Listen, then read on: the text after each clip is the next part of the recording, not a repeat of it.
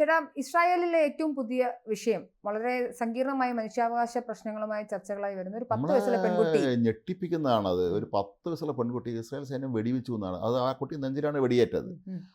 ഈ ഇസ്രായേൽ അതിർത്തിയോട് ചേർന്ന് അവിടെ അവരെന്ത് ചെക്ക് പോസ്റ്റ് എന്തോ ഉണ്ട്. അപ്പോൾ അതുവഴി കടന്നു വരുമ്പോഴാണ് ഈ കുട്ടിക്ക് നേരെ വെടിയേറ്റതെന്നാണ് വെടിവെച്ചതെന്നാണ് പറയപ്പെടുന്നത്. എനിക്കത് യുണൈറ്റഡ് നേഷൻസ് ഓഫീസിന്റെ അവരൊക്കെ ഒരുപാട് ചില പോഷക സംഘടന പോലെ ചില പ്രസ്ഥാനങ്ങളുണ്ടല്ലോ, അവിടെ ഇവരെ ഈ പുനരധിവാസവും അവരെ ഭക്ഷണത്തിന് അങ്ങനെയൊക്കെയുള്ള സംവിധാനങ്ങളുണ്ടല്ലോ, അതിൻ്റെ ഒരു ഓഫീസിന് മുന്നിൽ വെച്ചാണ് ഈ കുട്ടിക്ക് വെടിയേറ്റിരിക്കുന്നത്. ഓക്കെ, അത് സ്വാഭാവികമായത് വലിയ പ്രശ്നമാണല്ലോ. അന്താരാഷ്ട്ര ഹ്യൂമൻ റൈറ്റ്സ് എന്ന് പറയുന്നത്, അതായത് ഒരു കല്ലെടുത്തെറിയ പോലും ചെയ്യാത്തൊരു സാധാരണക്കാരിയായ പെൺകുട്ടി ആ കുട്ടീനെ നോക്കി അങ്ങനെ ചെയ്യണം. കാര്യം ഇതുപോലെ തന്നെ കഴിഞ്ഞ ഒരു മാസം മുന്നേയും ഇതേ അവസ്ഥയിൽ ഒരു വാർത്ത വന്നിരുന്നു. ഒരു കുട്ടീനെ ഇസ്രായേൽ പട്ടാളം വെടിവെച്ചു എന്ന് പറഞ്ഞിട്ട്. അപ്പോൾ ഇവർ ഈ കണ്ണും മൂക്കും ഒന്നും നോക്കാതെ, ആളെ നോക്കാതെ അങ്ങ് വെടിനിർത്തലിന്റെ ഒരു സീസ് ഫയറിന്റെ കാര്യങ്ങൾ കൂടി ഉൾപ്പെടെ ഹിസ്ബുള്ളയായിട്ടാണല്ലോ ഇതിപ്പുറത്താവുമ്പോൾ ഗാസ മേഖലയിലാവുമ്പോൾ അത് പിന്നെ വെടിനിർത്തലിൽ പെടുന്നില്ല. പക്ഷേ എങ്കിൽ പോലും ഒരു കൊച്ചുകുട്ടി വെടിയിക്കേണ്ട പ്രസക്തി ഇല്ലല്ലോ ഇവിടെ. മാത്രമല്ല ഇത് നമ്മളിവിടെ ചർച്ച ചെയ്യേണ്ട വേറെ വിഷയം കൂടെ ഉള്ളത്, കഴിഞ്ഞ ദിവസം ഈ ഐക്യരാഷ്ട്ര സഭയുടെ അവരുടെ കീഴിലുള്ള ഒരു പ്രസ്ഥാനം, ഇവർക്ക് അവിടുത്തെ ഏടൊക്കെ എത്തിക്കുന്ന ഭക്ഷണം എത്തിക്കുന്ന അതിൻ്റെ പ്രവർത്തകർക്ക് നേരെ വെടിവെച്ചു. ആക്രമണം, വെടിയല്ല, മിസൈൽ ആക്രമണം നടന്നു. 4 പേര് മരിച്ചു. പക്ഷേ ഇസ്രായേൽ പറയുന്നത് ഈ കൊല്ലപ്പെട്ടവരിൽ ഒരാൾ ഹമാസ് തീവ്രവാദിയായിരുന്നു എന്നും ഇയാൾ നേരത്തെ കഴിഞ്ഞ വർഷം ഒക്ടോബർ 7-ന് ഇസ്രായേൽ ആക്രമണം നടത്താൻ വന്നവരുടെ കൂട്ടത്തിൽപ്പെട്ട ഒരാളാണ് എന്നുമാണ് അയാൾ ഇപ്പം പറയുന്നത്. പക്ഷേ ആളെ കുടുംബം നിഷേധിച്ചിട്ടുണ്ട്.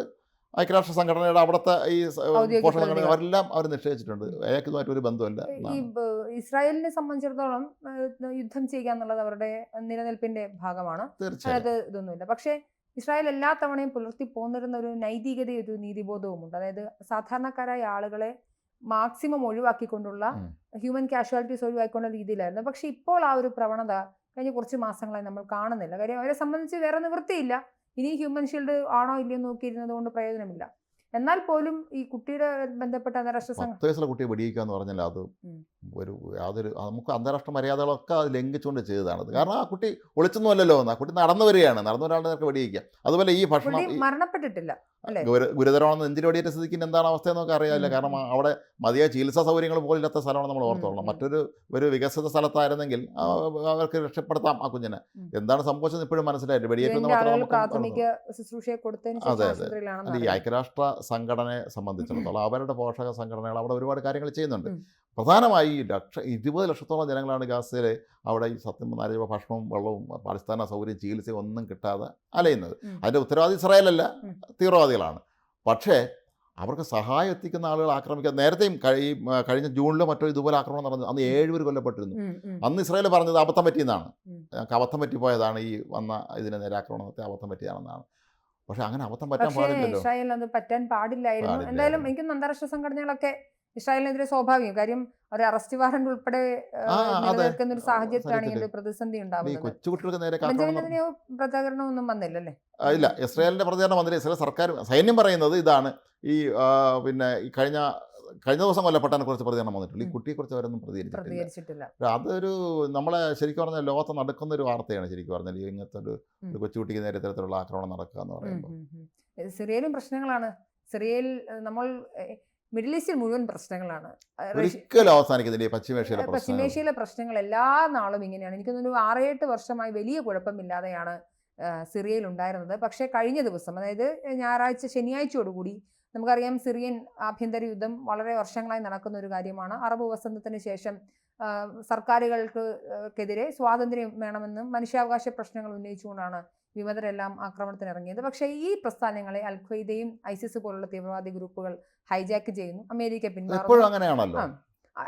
അതായത് സ്വാഭാവികമായും ഈ മാനവിക വിഷയങ്ങൾ, ഹ്യൂമാനിറ്റേറിയൻ പ്രശ്നങ്ങൾ പറയുന്നിടത്ത് എന്ത് ചെയ്യും? പൊളിറ്റിക്കൽ ഇസ്ലാം കടന്നു കയറും. അവരെന്ത് ചെയ്യും? എന്നിട്ട് അവരുടെ നീതിയും ന്യായവും അതിൽ നടപ്പിലാക്കുകയും ചെയ്യും. അല്ല, മാത്രമല്ല കഴിഞ്ഞ ദിവസം ഇസ്രായേൽ ചെറിയൊരു ആക്രമണം നടത്തിയിരുന്നു സിറിയയിലേക്ക്. കാരണം ഹിസ്ബുള്ളയ്ക്ക് പിന്നെ ലഭിക്കുന്ന ആയുധങ്ങൾ ഇറാൻ ഈ സിറിയ വഴിയാണ് കൊണ്ടുവരുന്നതെന്ന് പറയുന്നു. മാത്രമല്ല കഴിഞ്ഞ കുറേ മാസങ്ങൾക്ക് മുമ്പ് ഓർമ്മയുണ്ട്, പിന്നെ സിറിയയിലെ ഡമാസ്കസിലുള്ള ഇറാൻ എംബസിക്ക് നേരെ ഇസ്രായേൽ ആക്രമണം നടത്തിയിട്ടുണ്ടായിരുന്നു. അപ്പോൾ ഇതൊക്കെ തന്നെ സൂചിപ്പിക്കുന്നത് ഈ ഒരു മേഖലയിലെ ജനങ്ങളുടെ അവസ്ഥ ഒന്ന് ആലോചിച്ച് നോക്കുക. സാധാരണക്കാരായ ജനങ്ങൾ 300-ലധികം ആളുകളാണ്. അപ്പോൾ കഴിഞ്ഞ ദിവസം അവർ എന്ത് ചെയ്യുന്നു വെച്ച് കഴിഞ്ഞാൽ, അലെപ്പോ എന്ന് പറയുന്നത് വളരെ പ്രശസ്തമായ, അവരെ സംബന്ധിച്ച് നിർണായകമായ സിറ്റി ഈ വിമതർ അലപ്പോ കൈയടക്കും. നഗരം എന്താ സംഭവിച്ചതെന്ന് വെച്ചാൽ 13,000-ലധികം വരുന്ന സാധാരണക്കാർ അവിടെ കൊല്ലപ്പെടുന്നു. പക്ഷേ നമുക്കറിയാം സിറിയയുടെ സഖ്യകക്ഷിയുള്ള റഷ്യയുടെ സഖ്യകക്ഷിയാണ് സിറിയ. സ്വാഭാവികമായും എല്ലാവരും വിചാരിച്ചിരുന്നത് റഷ്യ യുക്രൈൻ വാർ നടക്കുന്നത് കൊണ്ട് റഷ്യ ഒന്നും ചെയ്യില്ല. പക്ഷെ അവർ വ്യോമാക്രമണം നടത്തി തിരിച്ചടിച്ചു. വളരെ പെട്ടെന്ന് സിറിയൻ സൈന്യത്തെ തോൽപ്പിച്ച് മുന്നേറാനായിട്ട് വിമതർക്ക് സാധിച്ചു. പക്ഷേ റഷ്യൻ സേന ബാക്കപ്പ് കൊടുത്തതോടുകൂടി സിറിയൻ സേന തിരിച്ചടിക്കാൻ തുടങ്ങി. ഈ പ്രദേശങ്ങളിൽ നിന്ന് ഇപ്പോൾ വിമതർ ഇവാക്യുവേറ്റ് ചെയ്യുകയാണ് എന്നുള്ള 2016 ഇത്തരത്തിലുള്ള നീക്കം അന്ന് ഈ വിമതന്മാർ നടത്തിയപ്പോൾ അന്നും ഇതുപോലെ റഷ്യയും ഇറാനും ഒരുമിച്ച് നിന്നാണ് സിറിയയെ സഹായിച്ചത്. അവരെ സാധാരണ രീതിയിൽ നമ്മൾ ഒരിക്കലും വിചാരിക്കത്തില്ല റഷ്യ സിറിയ അല്ലെ ഇറാൻ പിന്തുണ കൊടുക്കുന്നു, ഇസ്രായേലും എന്ത് ചെയ്യും ഇപ്പൊ സിറിയക്കൊപ്പമാണ് നിൽക്കുക, അങ്ങനത്തെ വിഷയങ്ങൾ വരുന്ന സമയത്ത് അവരെ സംബന്ധിച്ച് അതിർത്തിയിൽ മറ്റൊരു ഭീകരവാദിയുള്ള ഉയരുന്നത് അവരെ സംബന്ധിച്ച് പ്രശ്നമാണ്. അതുകൊണ്ട് സിറിയയിലെ സർക്കാരിനൊപ്പം നിന്നുകൊണ്ടാണ് ഇസ്രായേലും എന്ത് ചെയ്യുന്നത് ആ സമയത്ത് ഉണ്ടായിരുന്നത്. പക്ഷെ അവിടുത്തെ സർക്കാരിന് പോലും ഈ വിമതന്മാർ കൂടത്തോടെ ഇളകി വന്നപ്പോഴേ ഒന്നും ചെയ്യാൻ കഴിഞ്ഞില്ല എന്ന് അത്ഭുതമായിരിക്കുന്നു. വിമാനത്താവളം വരെ അടച്ചിട്ടു അവിടെ. ഇപ്പൊ സിറിയ പോലുള്ള രാജ്യം നമുക്ക് ഒരു കാലത്ത് നമ്മുടെ നാട്ടിൽ നിന്ന് ഒരുപാട് ജോലിക്ക് പോകുന്ന സ്ഥലമാണ് ഈ സിറിയയിലൊക്കെ തന്നെ. പക്ഷെ ഇപ്പൊ അതൊക്കെ പോയി തോന്നുന്നു. സിറിയയും അവിടെയും എല്ലാം പ്രശ്നമാണ്. മറ്റൊരു സിനിമ തന്നെ ഉണ്ടല്ലോ, പാർവതി തിരുവോത്തൊക്കെ. അവര് അങ്ങോട്ടേക്കൊക്കെ പശ്ചിമേഷ്യയിലേക്ക് മികച്ച സാലറി, ഇന്ത്യൻ റുപ്പിയ വെച്ച് നോക്കുമ്പോൾ സാലറി ആണെങ്കിലും അടിസ്ഥാനപരമായി തിരിച്ചു വരുമെന്ന് യാതൊരു തരത്തിലുള്ള ഉറപ്പുമില്ലാത്ത. അത് ഇന്ത്യ ഗവൺമെന്റ് പലതവണ മുന്നറിയിപ്പ് നൽകിയിരുന്നതാണ്. നിങ്ങൾ അവിടെ ജോലിക്ക് പോകുമ്പോൾ നിങ്ങൾ ശ്രദ്ധിക്കുക. പിന്നെ സമയത്തിന് കൈകാട്ടടിച്ച് ഇന്ത്യ രക്ഷിക്കാൻ വരുമെന്ന് പറഞ്ഞാൽ നമുക്ക് പരിമിതികളുണ്ട്. നമുക്ക് ഇന്ത്യക്ക് നമുക്ക് പട്ടാളത്തിനെ കൊണ്ട് അവിടെ ഒന്നും ചെയ്യാനൊന്നും പറ്റില്ല. നമുക്കൊരു അങ്ങനെ ഒരു തീർപ്പ് വ്യവസ്ഥയിൽ കൂടെ അന്താരാഷ്ട്ര നമുക്ക് പട്ടാളത്തെ ഇറക്കാനും പറ്റില്ല. മാത്രമല്ല അവിടെ ഈ വിമതന്മാരെന്ന് പറഞ്ഞവരെ ചർച്ചയ്ക്ക് വിളിക്കാൻ പറ്റും ആരെങ്കിലും. ഇവർ ആരാണെന്നുള്ളത് നമുക്ക് അറിഞ്ഞുകൂടെയായിരിക്കും. അവര് വരുന്നത് കാണണം, കൃത്യമായ പട്ടാള വേഷങ്ങളിൽ എത്തി കയ്യിൽ നിറയെ ആയുധങ്ങളുമായി. അല്ല എനിക്കൊന്ന് ഇവന്മാർ പതുങ്ങിയിരിക്കുകയായിരുന്നു ഇത്രയും നാൾ. അതായത് 6-8 വർഷമായി അവർക്ക് ആവശ്യത്തിനുള്ള വെടിക്കോപ്പുകളും സാധനങ്ങളും മിലിറ്ററി ആൾബലവും ആയതിനു ശേഷം കൃത്യമായ സമയം നോക്കി, അതായത് റഷ്യ യുക്രൈൻ യുദ്ധം മൂർച്ഛിക്കുന്ന സമയത്ത് ഇപ്പുറത്ത് സീസ് ഫയറിന്റെ ചർച്ചകൾ നടക്കുന്ന സമയത്ത് അവന്മാർ എന്ത് കയറി സിറിയനെ അറ്റാക്ക് ചെയ്തു. അതായത് നോക്കിയിരിക്കുകയാണ്, വെൽ പ്ലാൻഡ് ആയിരുന്നു. 2014 കിട്ടിയ തിരിച്ചടിക്ക് ശേഷം ഇത്രയും വർഷമായില്ലേ, ഒരു 8 വർഷം കിട്ടിയല്ലോ. ആ സമയം കൊണ്ട് അവർ മികച്ച രീതിയിൽ ആയുധ സമ്പാദനം ഒക്കെ നടത്തി കാണും. അവർ തിരിച്ചവർ ആക്രമിക്കാൻ വേണ്ടിയുള്ള. പക്ഷെ ഇവിടെയൊക്കെ നമ്മൾ മനസ്സിലാക്കേണ്ട ഒരു സത്യം എന്താണെന്നറിയാമോ? ഇതിലെല്ലാം ദുരിതം അനുഭവിക്കുന്നത് പാവപ്പെട്ട മനുഷ്യരാണ്. അത് ഗാസയിലാണ് യുദ്ധം നടത്തുന്നത് ചോദ്യം. അവിടുത്തെ കുട്ടികളുടെ വിദ്യാഭ്യാസം ആലോചിച്ചു, അവിടെ ആരോഗ്യ വർഷങ്ങളായി പഠിച്ചിട്ടില്ല. അപ്പൊ ഈ ലോകത്തിന്റെ അവർക്ക് ഇവർക്ക് ഭാവിയും കൂടിയാണ് പ്രശ്നം. ഇപ്പോ ഈ നമ്മുടെ ഏജിലോ അല്ലെങ്കിൽ കുറച്ചുകൂടി ഏജ്ഡ് ആയിട്ടുള്ള ആളുകളുടെയൊക്കെ ജനറേഷൻ അങ്ങ് പോയാലും ഈ കുട്ടികൾ ആഗോളതലത്തിൽ ഈ കുട്ടികൾ എങ്ങനെ പിടിച്ചു നിൽക്കും? വിദ്യാഭ്യാസമില്ല, അവർക്കൊരു വീടില്ല, ഷെൽട്ടർ ഇല്ല, പണമില്ല, നീക്കിയിരിപ്പുകളില്ല, ഭക്ഷണമില്ല, കിടപ്പാടമില്ലാത്തൊരവസ്ഥയിൽ ഈ കുട്ടികളുടെ അവസ്ഥ യുദ്ധം നഷ്ടപ്പെട്ട എത്രയോ കുട്ടികളുണ്ട്. അവർ എന്ത് ചെയ്യുന്നുള്ള ചോദ്യം. അതല്ല എയ്ഡ്, അതായത് ഇന്റർനാഷണൽ എയ്ഡ് കിട്ടുക എന്ന് പറയുന്നത്, സഹായങ്ങൾ ലഭിക്കുക എന്ന് പറയുന്നത് പരിമിതിയുണ്ട്.